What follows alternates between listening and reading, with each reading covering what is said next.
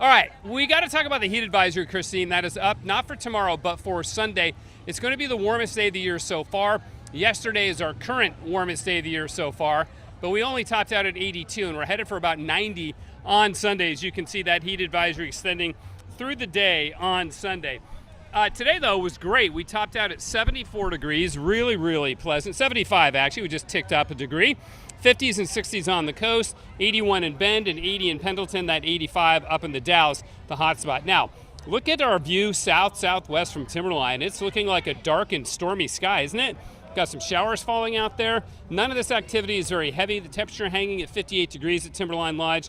But when we look at Doppler radar, you can see there's green on the map from Mount Jefferson, a little bit north of Mount Jefferson, not quite to Mount Hood, really, but getting close. So there are some showers there, and there is the potential that one of those late tonight after like 11 o'clock could drift over the valleys and give us a sprinkle, but more than likely not. If we get any sprinkles here, they're likely going to evaporate in the very dry air that we're enjoying. Now, we have the marine layer from Eugene south to Roseburg, which is why they were cooler, but the marine layer will be held in check on Sunday. But tomorrow it does us the benefit of keeping our temperatures in the 70s. Now, here's that sprinkle potential. Our modeling showing that about 2:30 in the morning, but it's mainly to our east and then up over the Washington Cascades.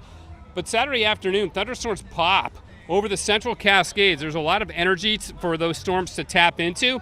So we'll be watching that. We don't expect it to get up around Mount Hood, but it's going to be down around Mount Jefferson, so we'll be keeping close eyes on that.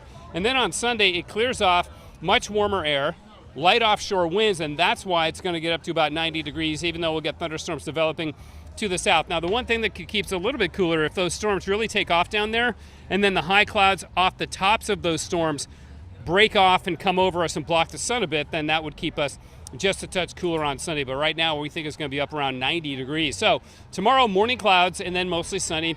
The overnight lows, cool enough, so even when we get that warm day, there'll be what we call good overnight recovery with temperatures dropping into the 50s, which is what we do overnight tonight anyway. Tomorrow's high, though, is a pleasant 78.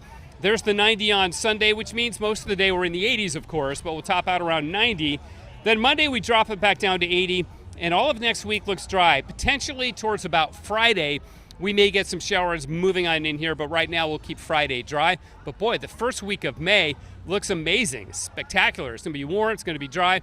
And Cinco de Mayo this year, the longest one we've ever had. Starting today, the 1st of May, goes through the 5th, the Cinco of May. So lots of opportunities to come down here to Waterfront Park and enjoy the festivities. Christine? Absolutely, and just perfect weather for Cinco de Mayo. Thank you so much, Matt. We'll check in with you later.